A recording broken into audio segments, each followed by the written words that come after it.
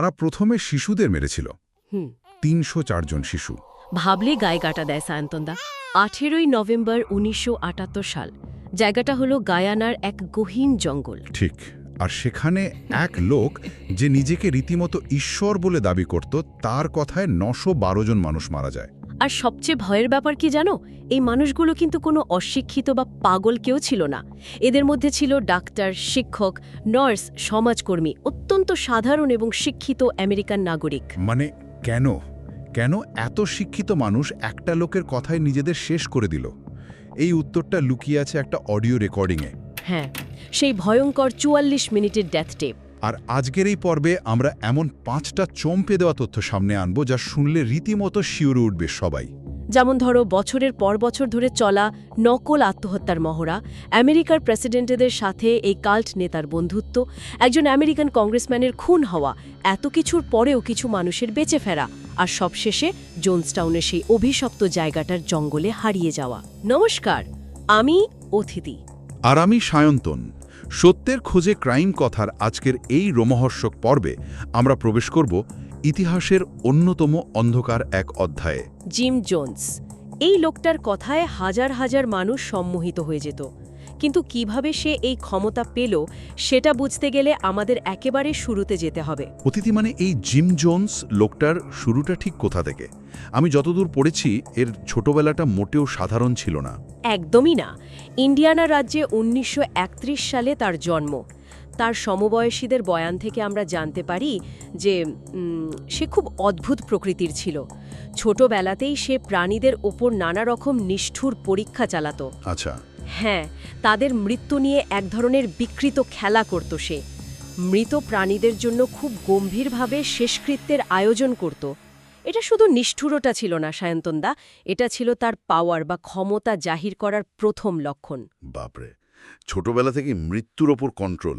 শুধু তাই নয়, সে তার সমবয়সী বন্ধুদের জোর করে গোয়ালঘরে আটকে রাখত, শুধুমাত্র নিজের তৈরি করা ধর্মীয় বক্তৃতা শোনানোর জন্য। তার মানে এই মগজ ধোলাই বা ব্রেন ওয়াশ করার ব্যাপারটা তার রক্তে আগে থেকেই ছিল। ঠিক তাই। এরপর সে বড় হয়। বাটলার ইউনিভার্সিটি থেকে স্নাতক হওয়ার পর সে পেন্টেকস্টাল চার্চে যোগ দেওয়ার সিদ্ধান্ত নেয়।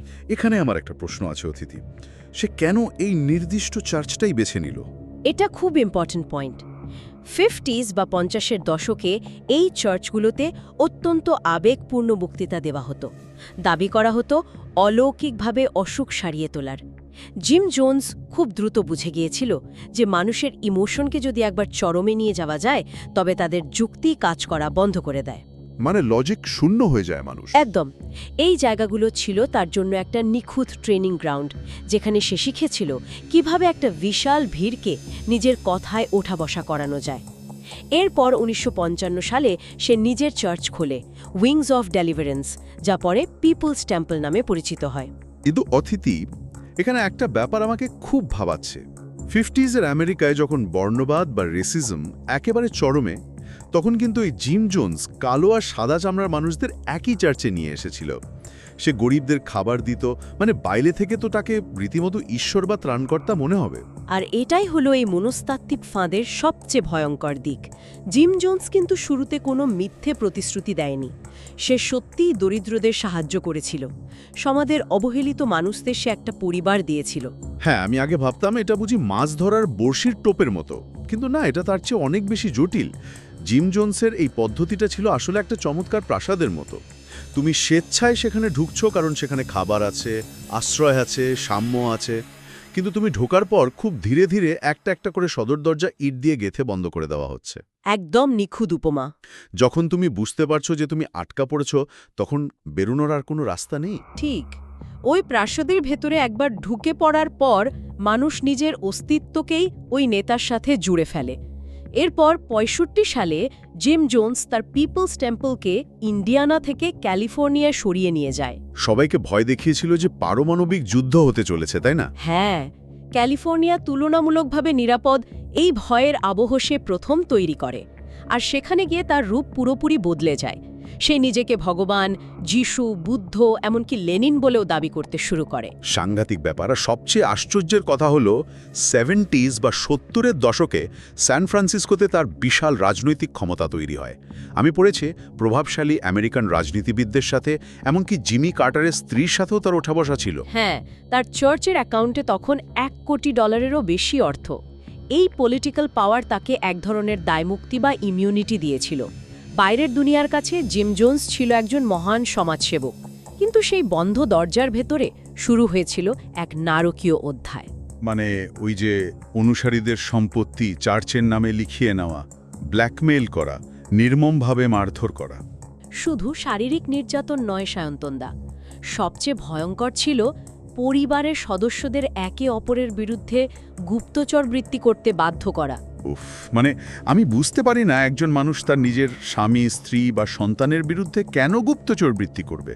মানুষ কেন রাজি হবে এতে? কারণ তাদের মনস্তত্ত্ব নিয়ে খেলা হচ্ছিল। একে বলে চরম বিচ্ছিন্নকরণ। যখন তুমি পরিবারের সদস্যদের একে অপরের বিরুদ্ধে লেলিয়ে দিচ্ছ, তখন সেই মানুষগুলোর আর ভরসা করার মতো কেউ থাকে না। আমি আমার নিজের স্ত্রীকেও মনের কথা বলতে ভয় পাবো, পাছে সে জিম জোন্সকে বলে দেয়। ঠিক তাই। এই অবস্থায় প্রতিটি মানুষ সম্পূর্ণ একা হয়ে যায়, আর বেঁচে থাকার জন্য একমাত্র ওই নেতার ওপর নির্ভরশীল হয়ে পড়ে। এর পাশাপাশি ছিল সাঙ্ক কস্ট ফ্যালেসি। যখন কেউ তার সারা জীবনের সঞ্চয়, বাড়ি গাড়ি সব কিছু চার্চকে দিয়ে দিয়েছে, তখন সে অবচেতনভাবেই বিশ্বাস করতে বাধ্য হয় যে জিম জোন্স ঠিক, কারণ সে যদি ভুল হয় তার মানে ওই মানুষটার জীবনে আর কিছুই অবশিষ্ট নেই।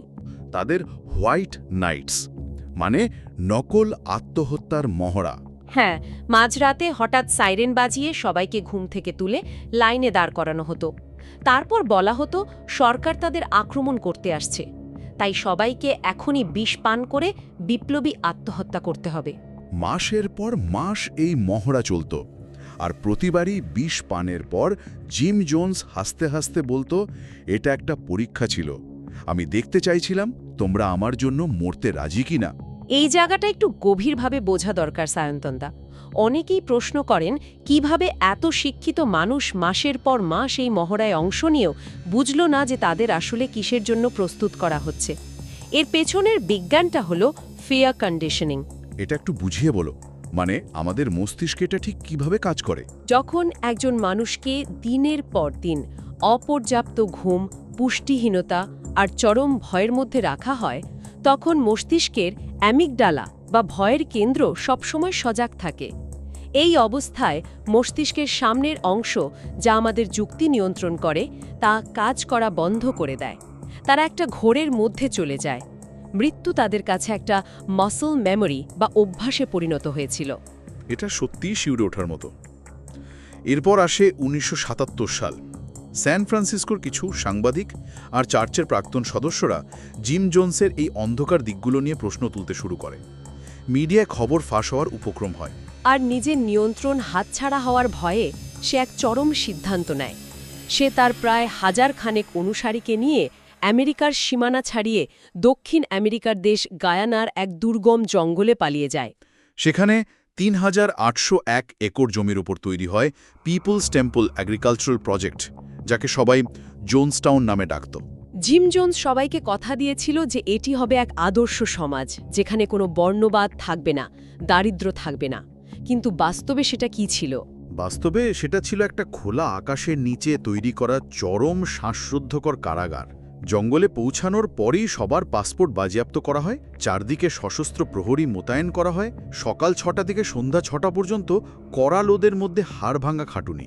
হ্যাঁ, আমি স্যান ফ্রান্সিসকোতে থাকার সময়টার সাথে গায়ানার একটা বড় পার্থক্য দেখতে পাচ্ছি। আমেরিকায় অন্তত ভৌগোলিকভাবে মূল সমাজের সাথে তারা যুক্ত ছিল, কিন্তু জোনসটাউনে হাজার হাজার মাইল দূরে এক গহীন জঙ্গলে তারা আক্ষরিক অর্থেই বাইরের পৃথিবী থেকে সম্পূর্ণ বিচ্ছিন্ন হয়ে পড়েছিল। একদম ঠিক। এই ভৌগোলিক বিচ্ছিন্নতাই জিম জোন্সকে তার অনুসারীদের ওপর নিরঙ্কুশ ক্ষমতা দিয়েছিল। এর সাথে যোগ হয়েছিল তার মানসিক বিকার। সে প্রতিনিয়ত মাত্রাতিরিক্ত মাদক সেবন করত, জোনসটাউনের চারপাশে লাউডস্পিকার লাগানো ছিল, যেখান থেকে ২৪ ঘন্টা জিম জোনসের গলা বাজত। একটানা আমেরিকান সরকারের বিরুদ্ধে ষড়যন্ত্র তত্ত্ব, বলা হতো সিআইএ তাদের ধ্বংস করতে আসছে। ম্যান লিও রায়ান পরিস্থিতি তদন্ত করার জন্য জোনসটাউনে যান। 14 নভেম্বর তিনি গায়ানায় পৌঁছান। প্রথম দর্শনে কিন্তু কংগ্রেসম্যান এবং সাংবাদিকদের সবকিছু খুব স্বাভাবিক আর সুন্দর মনে হয়েছিল। হাসি মুখে স্বাগত জানানো হয়, রাতের বেলা বড় করে অনুষ্ঠানের আয়োজন করা হয়, নাচ গান চলছিল। কিন্তু ওই রাতেই তো ঘটে যায় এক বিস্ফোরক ঘটনা। ভার্নন গসিনি নামের এক অনুসারী ভিড়ের মধ্যে খুব সন্তর্পণে কংগ্রেসম্যানের দলের একজনের হাতে একটা চিরকুট তুলে দেয়। তাতে লেখা ছিল, আমাদের সাহায্য করুন, আমরা পালাতে চাই। এতদিন ধরে জিম জোনস যে মিথ্যার এক নিখুঁত দেওয়াল তৈরি করেছিল, ওই একটা ছোট্ট চিরকুটের মাধ্যমে তাতে প্রথম ফাটল ধরে। লিও রায়ান সঙ্গে সঙ্গে বুঝতে পারেন যে এই হাসি খুশি মুখের আড়ালে এক ভয়ানক সত্য লুকিয়ে আছে। পরের দিন সকালে তিনি সোজা ঘোষণা দেন যে যারা তার সাথে আমেরিকায় ফিরে যেতে চায় তারা যেতে পারে। জোনসটাউনে যেন বোমা হাতি। ধীরে ধীরে প্রায় ১৫ জন অনুসারী তার সাথে যাওয়ার জন্য এগিয়ে আসে। জিম জোনসের চোখের সামনে তার অনুসারীরা তাকে ছেড়ে চলে যাচ্ছে, এটা তো তার ঈশ্বর ইমেজে এক বিশাল আঘাত ছিল। আর তখনই লিও রায়ানের ওপর প্রথম ধারালো অস্ত্রের হামলা হয়। তিনি কোনো ক্রমে বেঁচে গিয়ে সবাইকে নিয়ে ৬ মাইল দূরে পোর্ট কাইটুমা এয়ার স্ট্রিপের দিকে পালানোর চেষ্টা করেন। কিন্তু তারা জানত না যে জিম জোনস ততক্ষণে তার সশস্ত্র ট্র্যাক্টর বাহিনী পাঠিয়ে দিয়েছে। এয়ার স্ট্রিপে পৌঁছাতেই শুরু হয় এলোপাতারি গুলি। কংগ্রেসম্যান লিও রায়ান, ৩ জন সাংবাদিক আর এক অনুসারী সহ মোট ৫ জনের মর্মান্তিক মৃত্যু ঘটে।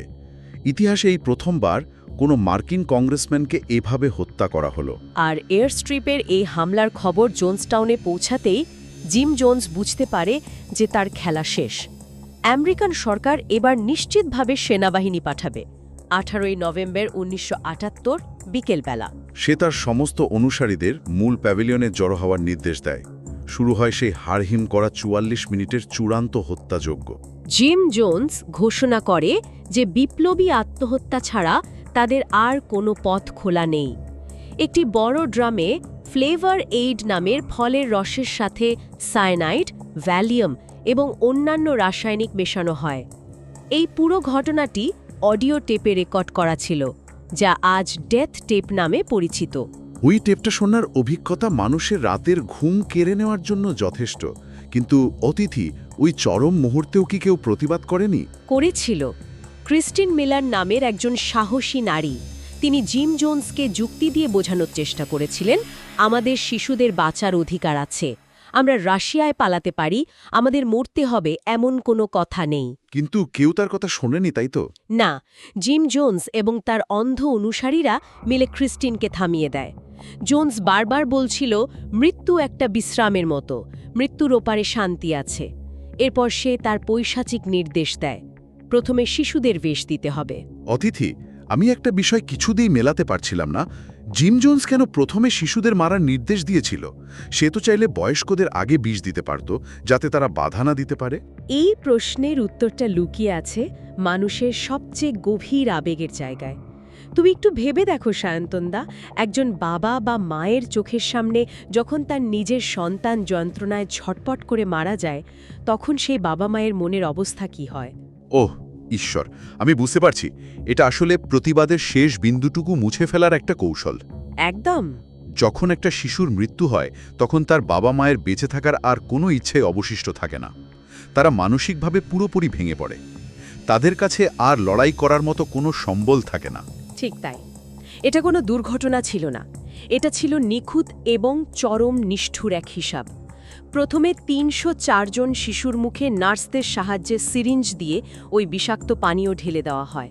৩০৪ জন শিশু? শিশুদের মৃত্যুর পর শোকে পাথর হয়ে যাওয়া মায়েরা এবং সব শেষে পুরুষরা বিষ পান করে। আর সায়ানাইডের প্রভাবে মৃত্যু তো মোটেও কোনো শান্তির ঘুম নয়। এটা অত্যন্ত যন্ত্রণাদায়ক। তীব্র শ্বাসকষ্ট, খিঁচুনি, মুখ থেকে ফেনা বের হওয়া, এই ভয়াবহ দৃশ্য দেখার পরও যারা বিষপান করতে অস্বীকার করেছিল, তাদের জোর করে ইনজেকশন দেওয়া হয়।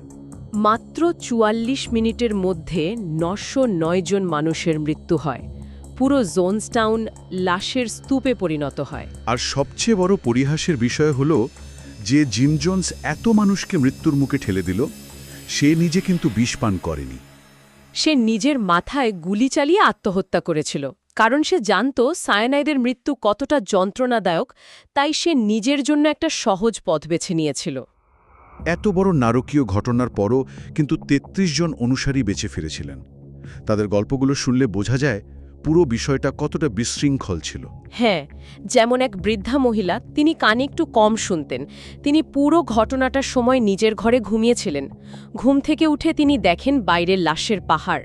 আবার কয়েকজন তরুণ, যারা বুঝতে পেরেছিল কি হতে চলেছে, তারা সশস্ত্র পাহারাদারদের ধোঁকা দিয়ে জঙ্গলে পালিয়েছিলেন। এমনকি জিম জোন্স নিজেই দুজনকে টাকার স্যুটকেস দিয়ে সোভিয়েত দূতাবাসে পাঠিয়েছিল, যার কারণে তারা বেঁচে যায়। এই বেঁচে যাওয়া মানুষদের গল্প থেকে একটা জিনিস খুব পরিষ্কার হয়ে যায় সায়ন্তনদা। ইংরেজিতে একটা প্রবাদ আছে, ড্রিঙ্কিং দ্য কুল-এড, যা মানুষ অন্ধ অনুকরণ বোঝাতে খুব হালকা চালে ব্যবহার করে। হ্যাঁ, যদিও পানীয়টি মূলত ফ্লেভারেড ছিল, কিন্তু আমার মনে হয় এই প্রবাদটা আসলে জোনসটাউনের ওই মানুষগুলোকে অপমান করে। আমি একমত। সমাজ অনেক সময়ে এই ধরনের ঘটনাগুলোকে খুব সহজভাবে ব্যাখ্যা করতে চায়, যেন দায়টা শুধুই ওই মানুষগুলোর, যেন তারা স্বেচ্ছায় বিষ খেয়েছিল। কিন্তু বাস্তব হলো তাদের কাছে অন্য কোনো পথ খোলা ছিল না। একদিকে সশস্ত্র প্রহরী, অন্যদিকে বছরের পর বছর ধরে চলা মানসিক নির্যাতন। এটি কোনো স্বেচ্ছায় নেওয়া সিদ্ধান্ত ছিল না, এটি ছিল একটি সুপরিকল্পিত গণহত্যা। আজ গায়ানার সেই জোনসটাউনের জায়গাটিতে কি আছে? কিছুই নেই। জঙ্গল আবার সেই জায়গাকে পুরোপুরি গ্রাস করে নিয়েছে। পড়ে আছে কেবল একটি মূর্ছে ধরা ট্রাক্টর আর এক গভীর ভয়াবহ নীরবতা। জায়গাটা হয়তো মুছে গেছে, কিন্তু এই মর্মান্তিক ঘটনার শিক্ষা আজও আমাদের সমাজের রন্ধ্রে রন্ধ্রে প্রাসঙ্গিক। আমরা কিভাবে অন্ধভাবে কোনো নেতা বা প্রতিষ্ঠানকে অনুসরণ করি, সেটা নিয়ে ভাবার সময় এসেছে। আজকের এই আলোচনা শেষ করার আগে আমরা শ্রোতাদের উদ্দেশ্যে একটা গভীর চিন্তার খোরাক রেখে যেতে চাই। জিম জোন্স তার অনুসারীদের সমাজ থেকে বিচ্ছিন্ন করার জন্য গায়ানার দুর্গম জঙ্গলে নিয়ে গিয়েছিল, কিন্তু আজকের যুগে যেখানে ইন্টারনেট এবং সোশ্যাল মিডিয়ার ছড়াছড়ি, সেখানে একজন সম্মোহনী নেতা কি কোনো দুর্গম জঙ্গলের সাহায্য ছাড়াই মানুষের মনস্তত্ত্বকে নিয়ন্ত্রণ করতে পারে? অ্যালগোরিদম আর ফেক নিউজের ঘেরাটুপে আমরা কি প্রত্যেকেই নিজেদের অজান্তে নতুন কোনো ডিজিটাল জোনসটাউনের বাসিন্দা হয়ে উঠছি না? আমাদের চারপাশের তথ্য আর অন্ধবিশ্বাস নিয়ে এই প্রশ্নটা আজ নতুন করে ভাবতে বাধ্য করে। আর এই রূঢ় বাস্তবের মুখোমুখি দাঁড়িয়েই আমরা আজকের পর্ব শেষ করছি। তবে যাওয়ার আগে মনে করিয়ে দিই, আমাদের আগের পর্ব ছিল শিনা বোরা মার্ডার কেস নিয়ে। যারা দেখেননি, ডেসক্রিপশনে লিংক দেওয়া আছে, অবশ্যই দেখে নেবেন। আর আমাদের আমানে অর্ধ চলেছে আরও অনেক বেশি গা শিউরে ওঠা। আমরা কথা বলবো ইজেই সাগাওয়াকে নিয়ে, একজন জাপানি ছাত্র যে ১৯৮১ সালে প্যারিসে নিজেরই এক সহপাঠীকে খুন করে তার মাংস খেয়েছিল। এবং সবচেয়ে আশ্চর্যের কথা হলো, সে এর জন্য একদিনও জেলে কাটায়নি। কিভাবে সেটা সম্ভব হলো? জানতে হলে চোখ রাখুন সত্যের খোঁজে ক্রাইম কথার আগামী পর্বে। ভালো থাকবেন, সতর্ক থাকবেন। নমস্কার।